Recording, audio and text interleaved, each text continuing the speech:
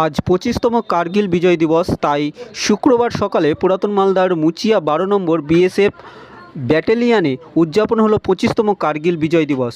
প্রথমে জাতীয় সঙ্গীত গিয়ে ২৫তম কার্গিল বিজয় দিবস উদযাপন করা হয়। এদিন এই কার্গিল বিজয় দিবস উদযাপনের আয়োজক ছিল পুরাতন মালদার মুচিয়া অঞ্চলের প্রধান এবং জনপ্রতিনিধিগণ। কার্গিল বিজয় দিবস উদযাপনে সংশ্লিষ্ট ব্যাটালিয়নের বিএসএফ জওয়ানদের সংবর্ধনা জানানো হয়। পাশাপাশি বিগত ২৫ বছর আগে যেসব বীর জওয়ান শহীদ হয়েছিল তাদের প্রতি শ্রদ্ধাও জানানো হয়।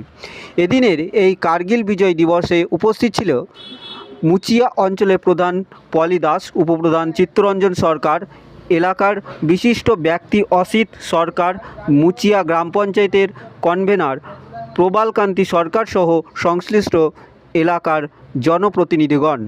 Bureau report, KTN।